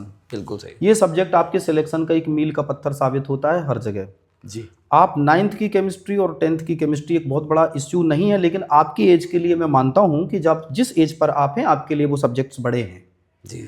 आप उन सब्जेक्ट्स को कई बार रिवाइज करिए, उनके नोट्स बनाइए, अपनी वीकनेसेस को पहचानिए। आपकी वीकनेस कहाँ पर है, आपको कौन से चैप्टर में प्रॉब्लम आती है, उसका मल्टीपल टाइम आप रिवीजन करिए। अगर आपके मल्टीपल टाइम रिवीजन होंगे तो वो दिमाग में बातें आने लगेंगी। दूसरी चीज़ बच्चों, ये 4 साल का सफ़र है। 9th 10th 11th 12th ये 4 साल का सफ़र है। जब भगवान राम 14 वर्ष का वनवास कर सकते हैं तो आप 4 साल का सफ़र घर में रह के तय नहीं कर सकते? मैं मानता हूँ कर सकते हैं आप। वो 4 साल का सफ़र आपको कैसे निभाना है, आप ये 4 साल का सफ़र निभाइए ना। IIT और नीट और कोई भी आप देखिए, एक अच्छे इंसान बनिए। आंसू मैम ने एक बात बहुत अच्छी बोली थी, जब आपने एक सवाल पूछा था, मैं हर पॉडकास्ट आपका देखता हूँ। अरे सर बहुत बहुत शुक्रिया सर आपका। आपने एक सवाल पूछा था कि स्किल में जी और नॉलेज में। अरे याद आ रहा है आपको? बहुत बढ़िया। मतलब मैं दिल से सर शुक्रिया अदा करना चाहता हूँ कि इतने प्यार से, और आपने सारे पॉडकास्ट देखे हैं सर, स्किल और मैं आपके नॉलेज, पॉडकास्ट का वेट भी करता हूँ कि मुझे टीचरों से सीखने को मिलता है। स्किल और नॉलेज में क्या बेहतर है? उन्होंने बहुत अच्छा जवाब दिया था। उन्होंने कहा था कि ये टाइम स्किल का नहीं है, नॉलेज का है। बिल्कुल सही साहब। ये वो मैं मार्क कर लेता हूं। मुझे जो भी बात जिसकी अच्छी लगी, बहुत अच्छा, मैं उनको अप्रिशिएट करता हूं, सैल्यूट करता हूं। बिल्कुल सही कहा। ये 9th 10th, आप 10th पर अगर स्किल की बात करने लगेंगे तो स्किल तो ऑटोमेटिक आएगी। टाइम है आपके पास, स्किल सीखने का टाइम है। हाँ, स्किल सीखिए, कंप्यूटर में सीखिए, फिजिकली फिट रहिए। अरे खेलो ना कबड्डी यार, फिजिकली फिट रहिए। हम लोग खेलते थे अपने टाइम बिल्कुल पर। सही सर। गेम्स को मारो गोली, बाहर जाके दौड़ आया करो यार, कहीं बस गार्डन वही वार्डन बहुत है मिले, सर। 500 मीटर दौड़ लगा ली, मजा आ जाएगा, आपकी बॉडी भी फिट। बिल्कुल सही। 9th और 10th में आप सबसे पहले नॉलेज गेन करो। जी, नॉलेज के साथ साथ फिजिकल फिट रहो। और एंड्रॉइड गेम्स को तो बच्चों अभी हम लोग बहुत लंबा डिस्कस कर चुके हैं, उसको बिल्कुल बंद करना है। बिल्कुल 0% जगह आपके उसमें। आप इनके नोट्स बनाओ, 9 10th की केमिस्ट्री के नोट्स बनाओ, और ये रजिस्टर फेंको मत। आप 11th में पहुंच गए, ये रजिस्टर रखो। आप 12th में पहुंच गए, ये रजिस्टर रखो। मैं आपसे कह रहा हूं, आपको कई जगह ऐसा फील होगा कि यार 1 मिनट, वो 9 मम्मी 9th का रजिस्टर देना। अच्छा, हाँ जी, मम्मी 9th का रजिस्टर, मम्मी 9th क्या बेटा, 9 तो निकल गई, मम्मी देना 1 मिनट। ओके, अच्छा ठीक है। अब आपने एक बहुत बड़ी बात पकड़ ली, क्योंकि 11th में आप वो थोड़ा सा भूल चुके थे, जो 9th में नींव का पत्थर था। आपको वहां से वो फॉर्मूला मिल गया, आपको फॉर्मूला मिल गया। अच्छा अच्छा अच्छा, होता है रिकॉल, कभी कभी भूल जाते हैं हम। बिल्कुल। आप सारे अपने टेबल पर, एक टेबल पर बनाइए, उस पर आप रख लीजिए सारे रजिस्टर, अब इसी सारे सब्जेक्ट के रखिए आप, और अपने हैंड से नोट्स बनाइए। अपनी वीकनेस पहचानो, जिस कंटेंट में आप वीक हैं उसको बार बार रिवाइज करो, मल्टीपल टाइम रिवाइज करो, याद आएगा। और बच्चों एक बात और, जब आप सब कुछ पढ़ लेना, उसके बाद आराम से रिलैक्स करके एक गिलास पानी पीना है, और पढ़ाई खत्म नहीं हुई सर। उसके बाद आपको क्या करना है, आपको बैठना है और आपको मेमोराइज करना है कि आपने पढ़ा क्या है। आपको मेमोराइज करना है। आप क्लास ले रहे हो, आपकी क्लास के तो ऑलरेडी बहुत दीवाने लोग हैं। वो बच्चे कहते हैं सर मुझे तो हर आंसर पढ़ाते हैं तो मुझे याद हो जाता है। नहीं देखिए, मैं पॉडकास्ट पे तारीफ करने नहीं आया हूं, लेकिन जो रियलिटी है मैं वो बोल रहा हूं। शुक्रिया सर। तो बच्चे कहते हैं वो याद हो जाता है, लेकिन याद किया हुआ भी भूल जाते हैं कभी कभी। आप कोचिंग जाएं, आप स्कूल जाएं, आपने जो भी पढ़ा है शाम के टाइम पूरी दिनचर्या को एक बार रिवाइज करिए, वो भी 15 से 20 मिनट में आप मेमोराइज करिए। आज हम स्कूल गए थे, हमने सबसे पहला पीरियड हमारा हिंदी का था। हिंदी में क्या पढ़ाया था यार, अच्छा हाँ याद आ गया, ये आपकी एक्सरसाइज हो गई सर ब्रेन की। बिल्कुल सही सर। ब्रेन बोला अरे यार तुमने फिर से मुझे एक्सरसाइज करा दी। रिफ्रेश का बटन दबाते माउस में, बिल्कुल रिफ्रेश हो गया, ओवरलैपिंग नहीं हो रहा है। आप दूसरे सब्जेक्ट पर गए, दूसरा क्या था यार, आज मैथ्स का था, मैथ्स में सर ये आए थे, फिर क्या हुआ, एक आध हो सकता है हंसी की बात भी याद आ जाए, वो बच्चे ने देखो क्या कहा था, हंस भी लीजिए। फिर मैथ में आज अच्छा ये टॉपिक पढ़ाए थे, फिर अचानक से यार फिजिक्स में आज क्या पढ़ा यार, बिल्कुल याद नहीं आ रहा। आपका दिमाग कह रहा है क्योंकि तुमने कंसंट्रेशन ही नहीं किया था फिजिक्स पर। अगर तुमने कंसंट्रेशन किया होता तो आपको फिजिक्स याद आ जाती, और आपको जरूरत, इसका मतलब अगले दिन आपको याद रखना है कि यार हमें रिवाइज करना है शाम को। आप टॉपिक केवल, मैं नहीं कह रहा हूं आप वर्ड टू वर्ड रिवाइज करो, क्या क्या टॉपिक पढ़ा है वो टॉपिक लिख लो डायरी पे। थोड़ा सा काम लगे, टाइम लगेगा, लगने दो 15 मिनट, मेरे कैसे निकाल लो ना यार। आप देखना चेंज आएंगे। मैंने उन लोगों को चेंज होते हुए देखा जो हताश हो चुके थे, जिनकी लाइफ में ये लग रहा था, जो डिप्रेशन वाला जो जी, आपने बताया। अभी हम लोग चाय पर जो बात कर रहे थे पहले के, ऐसा ऐसे केसेस भी देखे। तो एक्चुअली ये कोई प्लान, कोई सिस्टमेटिक नहीं, हम लोग ऐसी जनरल बात करते करते यार आज बैठते हैं, चर्चा करते हैं बच्चों के लिए, नहीं चलो यार आज चर्चा कर लेते हैं। तो बच्चों ऐसे तैयारी करिए। फिर जब आप 11th में आते हैं, आप 11th के भी नोट्स बनाइए। आप जब 12th में आते हैं तो 12th के भी नोट्स बनाइए। नोट्स का ऑप्शन नहीं है। अभी मैं बहुत बड़ी बात नहीं करता हूं, मैं स्कॉलर हब का डायरेक्टर हूं। मैं सॉरी सर, मैं इस बात को आपके काट रहा हूं बीच में सर, और ये कोई भी एडवर्टीजमेंट नहीं है कि मैंने पैसे ले लिए हो किसी से और मैं एडवर्टीजमेंट कर रहा हूँ। नहीं, ये ऑब्वियस सी बात है, जब कोई नई चीज शुरू करता है कोई और बहुत अच्छी करता है, नई पुरानी है बहुत अच्छी है, सर ने बहुत अच्छी एक कोचिंग का नींव डाली है अभी उसको। नहीं सर प्लीज इसके बारे में कोई बात नहीं करेंगे। नहीं, आपने मतलब नींव नहीं डाली है, दूसरे नाम से थी, आपने नाम चेंज किया है, स्कॉलर्स हब नाम से सर ने, और उसमें सारे एक्सपर्ट टीचर है, सर डायरेक्टर है उसके, स्कॉलर्स हब नाम से बहुत ही अच्छी कोचिंग है। ये बेटा मेरा प्रमोशन नहीं है, नहीं कोई प्रमोशन नहीं है भाई, और सर खुद मना कर रहे थे। बट देखिए सर, मैं हर जगह बोलता हूँ, रजत भाटिया सर आए थे, वेदाश्री पॉइंट का मैंने बोला था सर, ये कोई प्रमोशन नहीं है। और आप मतलब आप कोई वीडियो बना के भी डाल सकते बाद में कि फरहान झूठ बोल रहा था लॉजिकली, मैंने पैसे दिए उसको, मैंने पैसे दिए, आप बोल सकते हैं, क्योंकि सर सर मुझे हर कोई जानता है सर, झांसी में सभी लोग मैं एक ऐसा इंसान हूं कि मैं कभी झूठ नहीं बोलता और पैसे के लिए कोई काम नहीं करता। तो सर ने स्कॉलर्स हब शुरू किया है, आप एक बार ट्राई जरूर करें, जाके वहां पर देखें, आपको अपने आप समझ में आ जाएगा कि सर जिस तरीके से यहाँ पॉडकास्ट दे रहे हैं उसी तरीके से सर क्लासेस में भी इतने फेमस है, इतने प्रचलित हैं, बहुत लोग जानते हैं। और सर ने तो शायद मुझे 100 से ज्यादा मैसेजेस दिखाए हैं। जो अभी जो 12th का पेपर आया था, 12th का, देखिए मैंने अभी कुछ दिनों पहले देखा था, एक कोई इंस्टीट्यूट है जो बता रहा था कि बच्चे कह रहे थे कि सर आपने तो सर पेपर ही बता दिया पहले से, वो बड़ा वायरल हुआ मैसेज। बोलना आपको किसी कोचिंग का नाम नहीं लेना है, नहीं। मगर वही चीज मुझे सर की लगी, 100 से ज्यादा मैसेज आए सर के पास, जिसमें सारे 12th के बच्चे ये बोल रहे थे कि सर जो आपने पढ़ाया वो एज इट इज आ गया बिल्कुल। तो ये सब क्रेडिट भगवान को और मेरे प्यारे प्यारे बच्चों को जाता है। आई एम नथिंग सर, मैं एक सर्वेंट हूँ, मैं एक काम कर रहा हूँ। बच्चों मैं आपके लिए भी यही बात बोलूँगा कि आप एक चीज़ को, जैसे साल भर का टाइम है, आपको फाइनली एग्ज़ाम देना है ना, तो जब आप फाइनल एग्ज़ाम देने जा रहे हैं तो आप ऐसा करें कि आप बराबर रिवाइज करते रहें। बट जो लास्ट टाइम का रिवीजन होता है बेटा, बोर्ड के बच्चों के लिए मेरा खास तौर से सजेशन है कि आप जब बोर्ड का रिवीजन करें तो बेटा एक बार रिवीजन नहीं, कम से कम 2 बार रिवीजन। और मेरी स्ट्रेटजी इतनी काम आई, इतनी काम, मैं चाह रहा हूं कि इस स्ट्रेटजी को आप भी फॉलो करें, जरूर काम आएगी। आप फाइनल एग्जाम के कम से कम 4 दिन पहले 2 बार रिवीजन कंप्लीट करके रख लें। और उसका नतीजा हुआ कि बच्चों को मैं कभी कभी ऐसे ही बोल देता था कि बेटा ये नोट कर लो, ये आएगा क्वेश्चन, ये आएगा। तो और वो बच्चे मैसेज में डाल रहे हैं कि, और वो सोशल मीडिया पर काफी वायरल हुआ कि सर आपको क्या पेपर पता करके जाता है? नहीं भाई साहब, ये किसी बहुत स्ट्रॉन्ग मैटर है, बट ये है कि हाँ एक आइडिया हम लोग को लग जाता है। सर अब इतना कितने साल का एक्सपीरियंस हो गया ये आना है तो वो आता। और ईश्वर की कृपा तो ऐसी है कि अभी IIT और का जो एग्जाम हुआ सर, मेंस का एग्जाम अभी हुआ है, तो उसमें भी बच्चों को थोड़ा सा टाइट कर दिया, थोड़ा सा डांट डूट के कि बेटा ये तो करना ही है तुमको।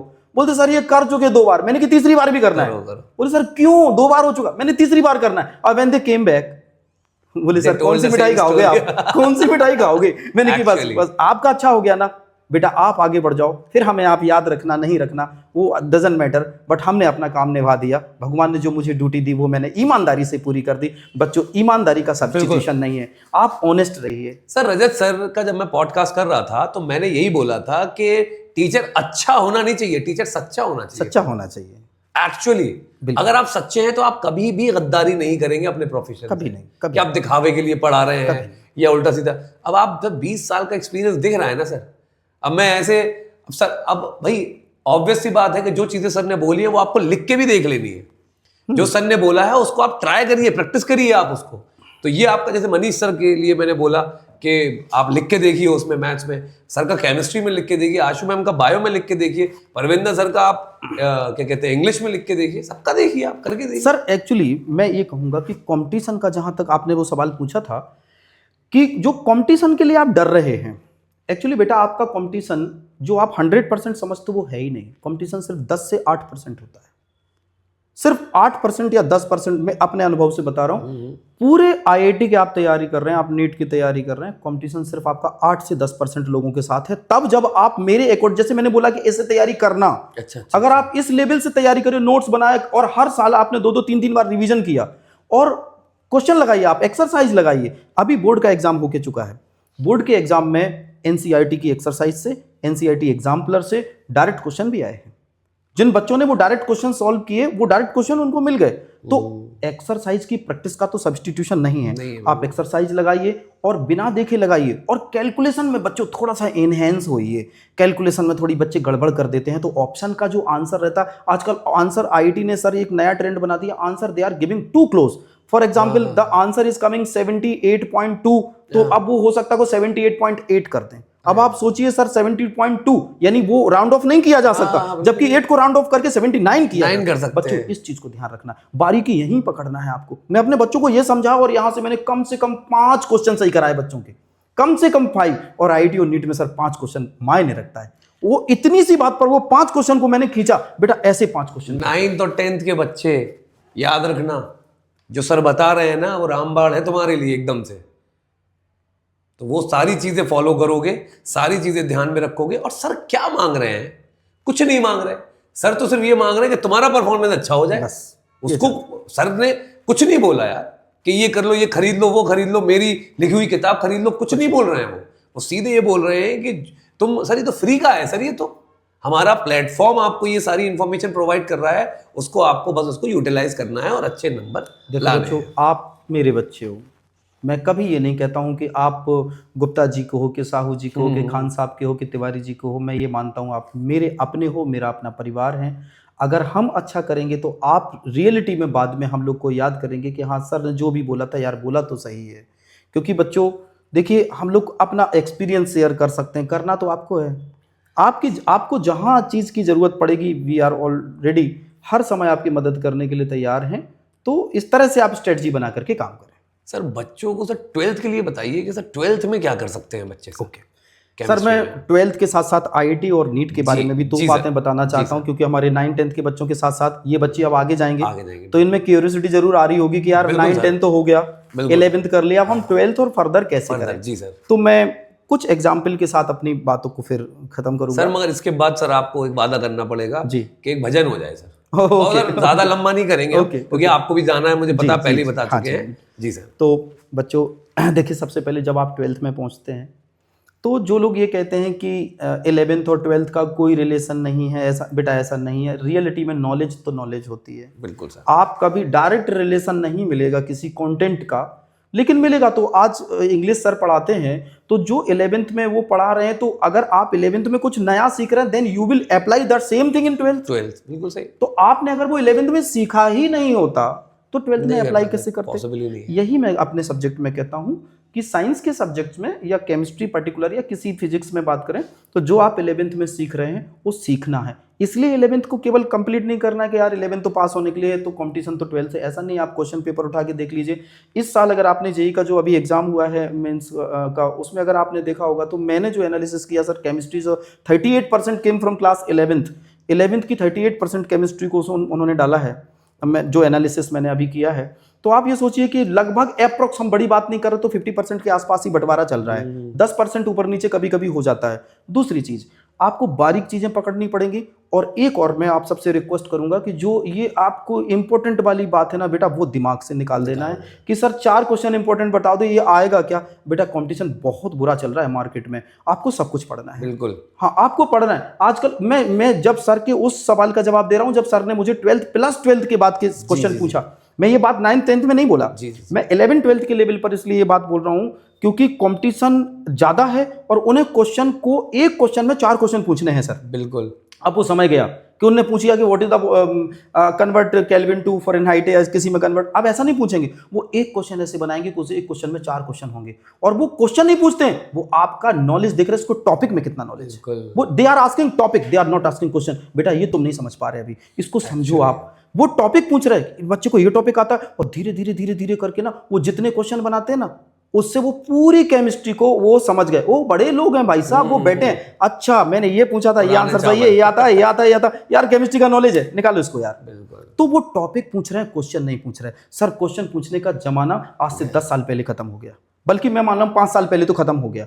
अब वो टॉपिक पूछ रहे हैं, आपको केमिस्ट्री का एक पर्टिकुलर टॉपिक आता है, उससे एक सवाल बनाएंगे। बायोमोलिक्यूल से एक सवाल बना लिया, और वो अब बायोमोलिक्यूल से एक ऐसा सवाल बना लेंगे ना, वो पूछेंगे कि यार जो ग्लाइकोसिडिक लिंकेज है वो कौन कौन से टाइप ऑफ ग्लूकोज या स्टार्च में या किसके बीच में होती है। अब आपको समझ, उस क्वेश्चन से वो समझ जाएंगे यार इसको स्टार्च भी पता है, इसको माल्टोज भी पता है, इसको गैलेक्टोज भी पता है, लैक्टोज भी पता है, ग्लूकोज भी पता है, फ्रक्टोज भी पता है।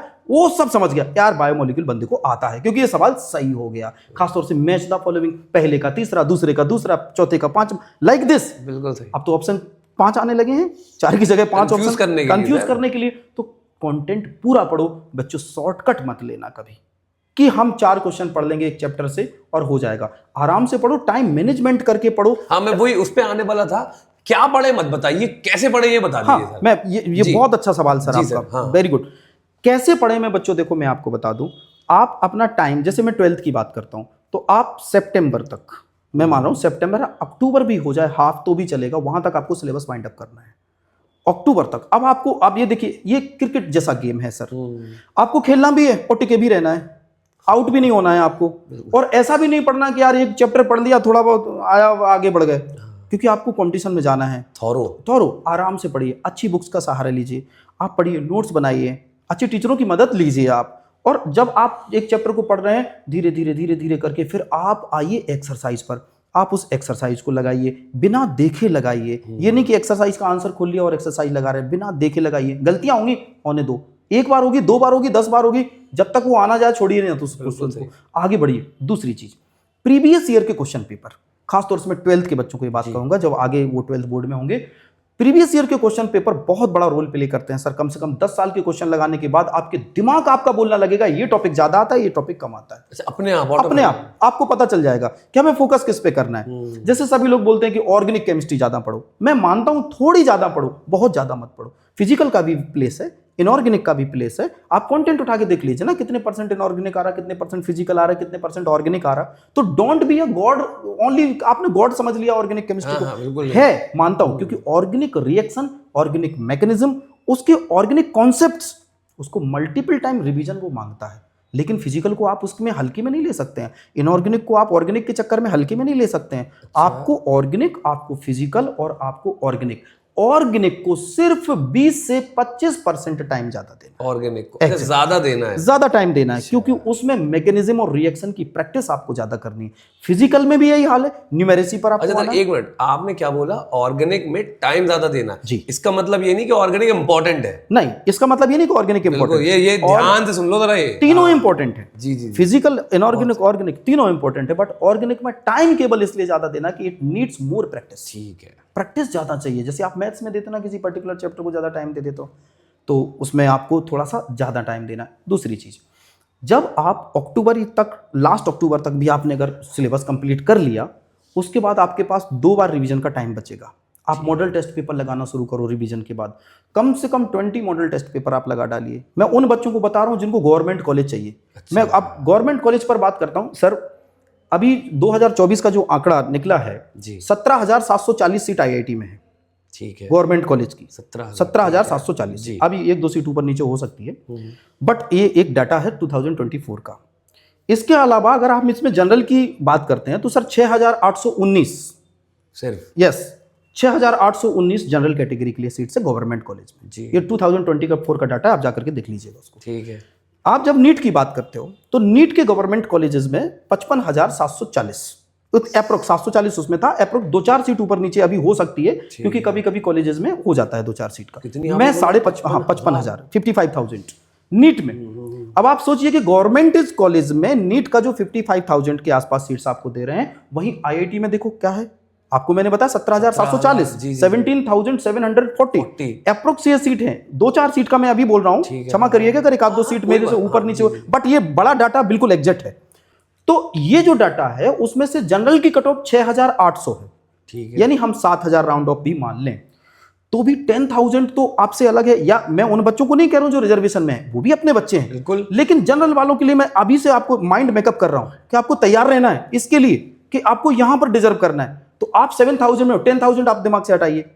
इसके अलावा नीट में गवर्नमेंट ने बहुत अच्छी फैसिलिटी दी सर, 1,700 सीटें लड़कियों के लिए नीट में अलग से जनरेट कर, फिक्स कर दें। यस, मैं गवर्नमेंट को इसमें तहे दिल से धन्यवाद देता हूं।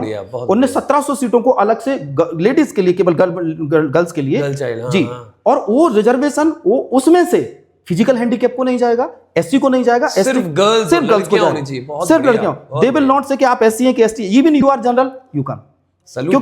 सैल्यूट टू गवर्नमेंट यार, बहुत बढ़िया। क्योंकि उनने एससी को ऑलरेडी दे रखा है, एसटी को ऑलरेडी दे रखा है, ओबीसी को दे रखा है, तो ये जनरल को थोड़ा दिया है। बहुत बढ़िया, और ये बहुत अच्छी सर पहल है, मैं तारीफ करता हूं इस बात। नहीं सर, सैल्यूट है सर इसको तो सर। और ये बात, अगर हम लोग ओवरऑल सीट की बात करें, गवर्नमेंट नीट की बात करूं, नीट में ओवरऑल सीट्स हैं अगर देखा जाए तो 1,09,000 सीट्स हैं। एमबीबीएस की बात कर रहा हूं बच्चों में, जी। मैं एमबीबीएस की बात कर रहा हूं, 1,09,000 कुछ सीट्स हैं जो गवर्नमेंट और प्राइवेट दोनों कॉलेजेस को मिला के आज की डेट में हमारी इंडिया में हो रही है। तो बहुत है यार, हमारे लिए तो एक सीट चाहिए ना हमें। एक्चुअली हम ये क्यों सोचें। अभी मैं एक जगह बात कर रहा था, तो बच्चे कह रहे सर यार 7,000 और लाखों लोग एग्जाम देते हैं। यार आप लाखों को देख क्यों रहे हो, आप तो आगे देखो ना, आपको तो एक चाहिए, लाखों से मतलब 25 लाख लोग, तो आपको तो एक सीट चाहिए ना यार। सही है, आप एक पे फोकस करो ना। हाँ, आपको तो एक सीट चाहिए सर। यही हार मान जाता है बच्चा आधा। कभी हार नहीं मानो, कभी हार नहीं मानो। नेगेटिव लोगों से दूर रहें। आपको जो नेगेटिव करते हैं, जो ऐसा बोलते हैं तुम कुछ नहीं कर पाओगे, भाई साहब उनसे हाथ जोड़ के दूर हो जाओ। आप क्यों नहीं कर पाओ, अपने आप को अंडर एस्टिमेट मत करिए। You are brave, really you are brave, आप कर सकते हैं। सर मैं ये सवाल कई जो हमारे गेस्ट आए मैं उनसे पूछ चुका हूं और मुझे अलग अलग आंसर मिला। आज मैं आपसे भी वही सवाल पूछता हूं।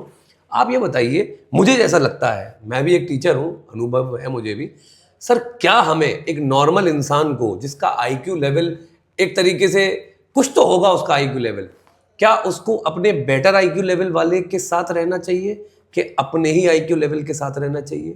अगर उसको बेटर आईक्यू लेवल के साथ रहना चाहिए तो क्यों रहना चाहिए, या अपने बराबर? मैं भी इस पे डिस्कस करूंगा, क्योंकि आपका क्या उसके अंदर आउटपुट है? सबसे पहले तो मैं आईक्यू के कॉन्सेप्ट से ज्यादा बड़ा ईक्यू के कॉन्सेप्ट को मानता हूं।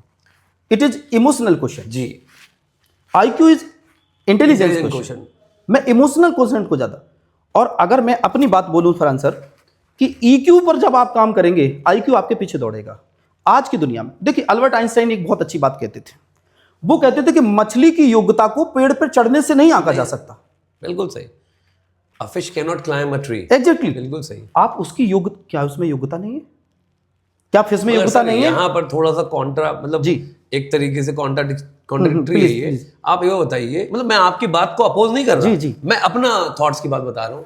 आप इमोशनल क्वेश्चन पे ध्यान दे रहे हैं। मान लीजिए आपको पढ़ना है और कोई रिलेटिव आ जाता है और आप जानते हैं कि आपके माँ या बाप पापा जो है वो बहुत रिस्पेक्ट करते हैं। अब आपको उसके लिए नाश्ता भी बनाना है, फिर उनके साथ बैठना भी है, एंटरटेन भी करना है, फिर आपकी पढ़ाई जाया नहीं जाएगी सर? बिल्कुल जाएगी, 100%। उसका जवाब मैं आपको देता हूँ। देखिए, इमोशनल क्वेश्चन क्या है?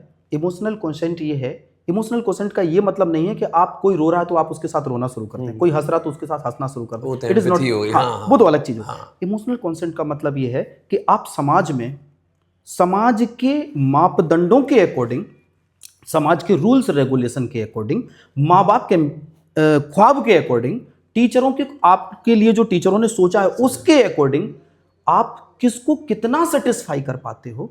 आपके बच्चों के ऊपर तो सबसे बड़ा जोर है, उसे माँ बाप को सेटिस्फाई करना। वो तो बैलेंसिंग रिलेशनशिप हो गई उसे, हाँ जी।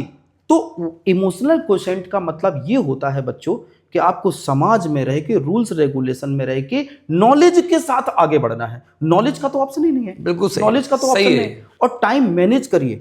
जैसे सर ने अभी बहुत अच्छा, इतना मतलब मैं मानता हूं कि ये बेस्ट क्वेश्चन था आज का, जो सर ने कहा कि घर में रिलेटिव आ गए, आपका अगले दिन एग्जाम है, अब अगर नहीं जाते हो तो बुआ जी कहती हैं आपका बेटा तो यार है, देखो ऐसा है, आते ही नहीं है, बैठते ही नहीं है। बिल्कुल सही। मैं ये नहीं कहूंगा कि मत जाइए, आप जाइए, आप 2 मिनट दीजिए, आप 2 मिनट मैनेज जाइए, करें, मतलब आप स्माइल के साथ जाइए, बिल्कुल सही। आप उनको एनर्जेटिक मिलिए, और मिलने के बाद आप उनको नमन करिए, प्रणाम करिए, और प्रणाम करने के बाद ऐसे नहीं कि आप आ गए, अच्छे हो अब मैं चलता हूं कल मेरा एग्जाम, ऐसे 2 मिनट बात करिए, आप बैठ जाइए, कैसे हैं आप। तो उसके लिए सेंस भी जरूरत है फिर तो। Sense sir, this for that I told you emotional. नहीं, बिल्कुल सही, बहुत बढ़िया। इसके वजह से मैंने ईक्यू बोला था। मैं सेटिस्फाइड जी, इसके वजह से मैंने ईक्यू बोला था। ये है इमोशनल क्वोशेंट। आपने इमोशनल क्वोशेंट से मामले को बैलेंस भी कर दिया, और आपकी बुआ जी खुद बोल देंगे बेटा कल पेपर है, जाओ पढ़ो बेटा, बहुत बढ़िया। बुआ जी हमेशा तारीफ करेंगी। आप वही 2 मिनट का एग्जाम होते हुए भी वो मिलने आया, और आप वही 2 मिनट, मम्मी कह रही बेटा जाओ बुआ जी आई हैं, मम्मी हम नहीं जा रहे कल एग्जाम है, आपने 2 मिनट तो तब भी खराब किए ना। बिल्कुल सही, आपने 2 मिनट तब भी खराब किए यार, 2 मिनट चले जाओ ना बेटा, समाज से भी जुड़ के रहना है। बिल्कुल सही सर, बिल्कुल सही। तो हमें पता होना चाहिए कि हमें कब पढ़ना है। हाँ जी, हमें मतलब एक सेल्फ रियलाइजेशन आप कहना चाह रहे हैं। हाँ कि सेल्फ रियलाइजेशन कि अगर मैं हृदय सर से मिल रहा हूं तो मुझे उन्हें इज्जत देनी है। ऐसा नहीं है कि मैं क्लास में बिजी हूं तो हृदय सर ने मुझे अगर विश किया तो मैं उन्हें अवॉइड कर दूं, नहीं। तो हमारे अगर रिश्तेदार आ रहे हैं तो हमें उन्हें भी टाइम देना है, और हमें ये भी पता है कि हमारा कल एग्जाम है, तो हमें चाहे रात भर जागना पड़े तो हम जागे। एग्जैक्टली सर, बहुत ही अच्छी और खूबसूरती से आपने सारे आंसर के जवाब, सवालों के जवाब दिए।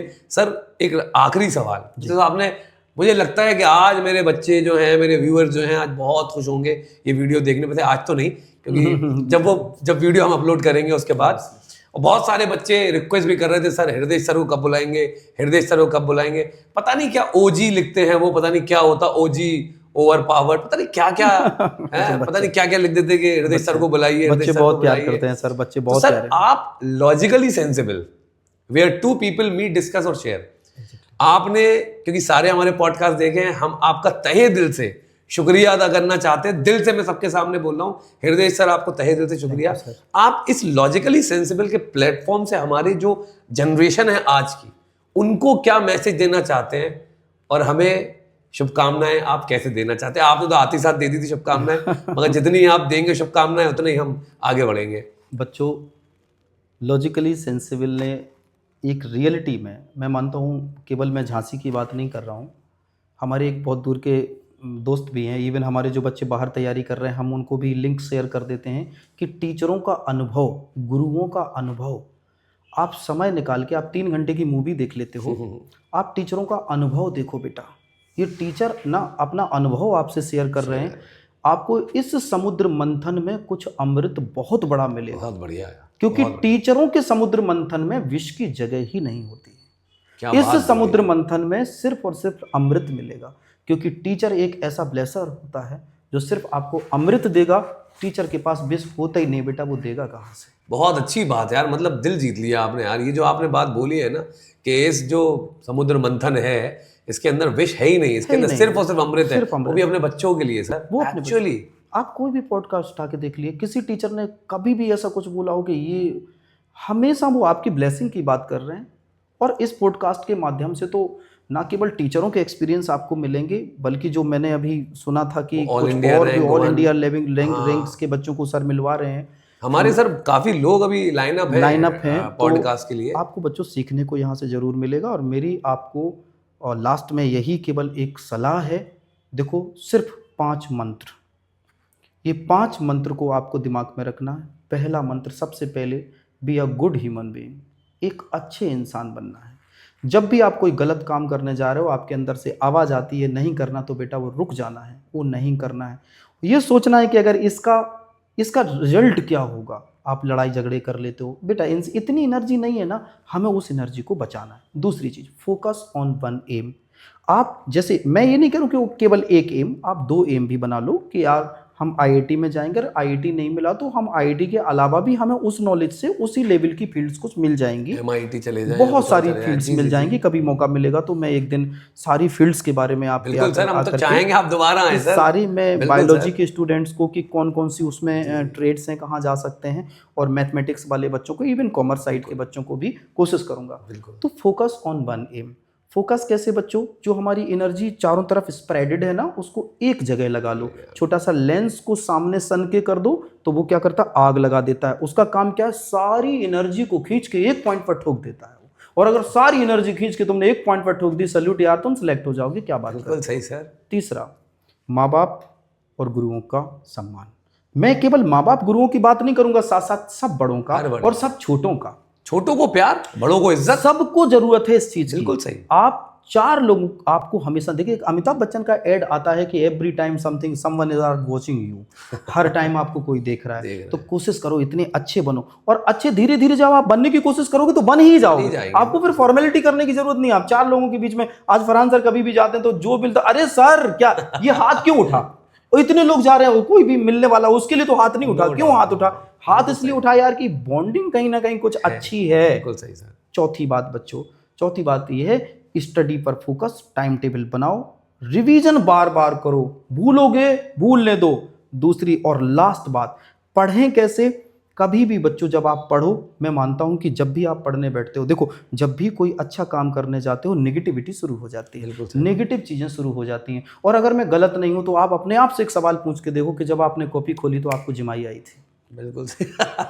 आपको जिमाई आई थी। आपने बुक खोली, आपको जिमाई आई थी, लेकिन जब आप टीवी देख रहे थे तब आपको जिमाई नहीं आई थी। और जील कैसी होनी चाहिए पढ़ाई में बच्चों, जील ऐसी होनी चाहिए जब एग्जाम के दिन आप रूम के अंदर जाने के 2 मिनट पहले जब बुक पलटते हो, और जब फरहान सर करते हैं बेटा जल्दी अंदर चलो टाइम हो गया, सर प्लीज 1 मिनट, बेटा तुम्हारे पास तो साल भर है। बिल्कुल सही, 1 मिनट नहीं है। ये जील के साथ अगर तुम साल भर लगा दो यार, क्या ये से यार निकल जाओगे। ये जील के साथ दो, वो 2 मिनट की जील जब तुम देखते हो कि सर एक sir Farhan sir please 2 minute वाली पूरे साल अगर दिख जाए, सर 1 मिनट रुकना sir please, sir sir sir sir चलो बेटा जल्दी, बस सर हो गया सर सर।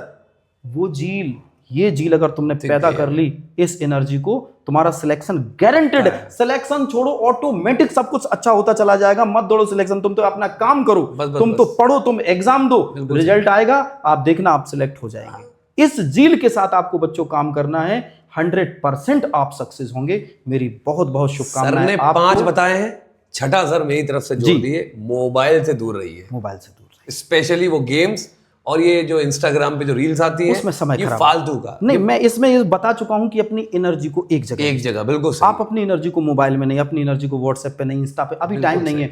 एक लेवल ऐसा बना लो ना अपना कि यार तुम्हारी रील लोग बनाएं बिल्कुल यार, सही। वो बंदा है यार, आज देखो कहां पहुंच गया है। ये नहीं कि तुम दूसरों की रील देखो, बिल्कुल सही सर। तुम्हारी लोग रील बनाए कि यार क्या बच्चा यार। एक बात बताओ, मैं एक बात और सर बोलूंगा कि मान के चलो एक शादी विवाह में आप हैं, आपके साथ पढ़ने वाला एक फटीचर टाइप का ऐसा बंदा जो ना पढ़ता था ना पढ़ने देता था, आज वो फटा जीन्स पहन के डीजे ट्रैक पर डांस कर रहा है। सारे लोग देख रहे हैं, वाह यार क्या डांस कर रहा है, लाल बाल कर रखे हैं, जीन्स फटा हुआ है, डांस चल रहा है ट्रैक पर। इतने में एक गाड़ी आती है जिस पर नीली बत्ती लगी हो, उसमें से एक आईएएस अधिकारी उतरता है और वो आप हैं। अब पूरी सोसाइटी का ध्यान डांसर पर नहीं है, आप पर है। अबे इतनी छोटी उम्र में इतना हैंडसम लड़का आईएएस, ये कौन है? अरे बंद करो यार डीजे। दिस इज वैल्यू, ये वैल्यू है स्टडी की। ये जो मेहनत करोगे ना उसका ये परिणाम है, इसके लिए जीना है ना बेटा। तो और दूसरी चीज सर के लिए तो मैं क्या ही बोलूं, इतना अच्छा प्लेटफॉर्म सबको प्रोवाइड कर रहे हैं। अभी तक हम लोग ये बातें कहाँ रख पाते, हम अपनी बातें, हमें तो एक माध्यम क्लास में तो हम सिलेबस से बिल्कुल घिरे हुए होते, फोकस टाइम ही नहीं है। यहाँ आप अपना पूरा एक्सपीरियंस निचोड़ दे रहे हैं। तो मैं नहीं, बाकी सारे लोग। तो मैं बहुत बड़ा धन्यवाद अपने फ्रांस भाई को करूंगा और मैं शुभकामनाएं दिल से दे रहा हूं कि ये हिंदुस्तान में नहीं और ये आवाज देश विदेश तक भी एक दिन जाएगी। आज मैं लॉजिकली सेंसिबल के प्लेटफॉर्म पर बैठकर बोल रहा हूं कि अगर ये काम कंटिन्यू भगवान के आशीर्वाद से, ऊपर वाले के आशीर्वाद से चलेगा, निश्चित चलेगा, तो इंडिया नहीं, इंडिया तक सीमित नहीं है। इंडिया क्या, इंडोनेशिया क्या, श्रीलंका क्या, यूएसए क्या, चारों तरफ ये स्प्रेड होगा। और एक दिन वो भी आएगा जब बाहर के लोग भी अप्रोच करेंगे कि यार इनके टीचरों का हिंदी में कन्वर्ट करा दो, इंग्लिश में कन्वर्ट करा दो, भैया कुछ सीख लें इन लोगों से। बहुत शुक्रिया, क्योंकि हम इंडियंस हैं और हम तो हिंदी में बात करेंगे। पूरी क्लास में सर इंग्लिश में क्लास लेते हैं, आप तो जानते ही हैं, और यहाँ में हिंदी में पॉडकास्ट कर, अलग ही मजा है, अलग ही माहौल है। सर बहुत बहुत शुक्रिया इतनी प्यारी दुआओं के लिए। सर एक आखिरी में सर एक लाइन हो जाए सर भजन की सर, क्योंकि बिना उसके तो सर हम नहीं जाने देंगे आपको सर, चाहे इतना लेट हो रहे हो आप। अच्छा, एक लाइन हो, 2 लाइन हो, जितना आप चाहें। ओके। बच्चे सर बहुत प्यार करते हैं आपसे और हम बहुत प्यार करते हैं सर। Thank you. जो आपका फेवरेट हो भजन, बहुत अच्छा और फेमस हो, वो सर। देखिए मैं तो ये कहूँगा कि भजन तो सारे ही अच्छे होते हैं, भजन में तो कोई वैसा नहीं है, नो डाउट। तो एक अनूप जलोटा जी का भजन है, श्याम पिया मोरी रंग दे चुनरिया। जी सर। और ये इसलिए भी है कि हम अपनी जो चुनरिया है वो हमारा कैरियर है, भगवान से प्रार्थना करते हैं कि हमें उसको रंगीन बना दे और हम आगे बढ़े। श्याम पिया मोरी रंग दे चुनरिया, ऐसी रंग दे कि दाग नहीं छूटे, धोबिया धोए चाहे सारी उमरिया। श्याम पिया मोरी रंग दे चुनरिया, श्याम पिया मोरी रंग दे चुनरिया। और एक वो आपका फेवरेट है कि दूर नगरी बड़ी दूर नगरी, कैसे आऊं मैं अकेली, कैसे आऊं मैं कन्हई, तेरी गोकुल नगरी बड़ी दूर नगरी। ये दूरी का सफर आपका बहुत प्यार से कंप्लीट हो हमारे फरहान सर के साथ। बहुत बहुत धन्यवाद आप सबका। Thank you so much. Thank you हृदय सर, इस पॉडकास्ट को का लेवल जमीन से लेकर आसमान तक ले जाने के लिए बहुत बहुत शुक्रिया सर आपका। Thank you so much. तो व्यूअर्स, मैं चाहता हूं कि आप इस वीडियो से बहुत फ़ायदा उठाएं और हृदय सर के लिए भी सर ढेरों दुआएं कि आप जिस तरीके से पढ़ा रहे हैं वो आसमान को छुएं आप सर, और आपके पढ़ाए हुए बच्चे भी सर आसमान को छुएं। बहुत बहुत शुक्रिया, थैंक यू सो मच, धन्यवाद, थैंक यू।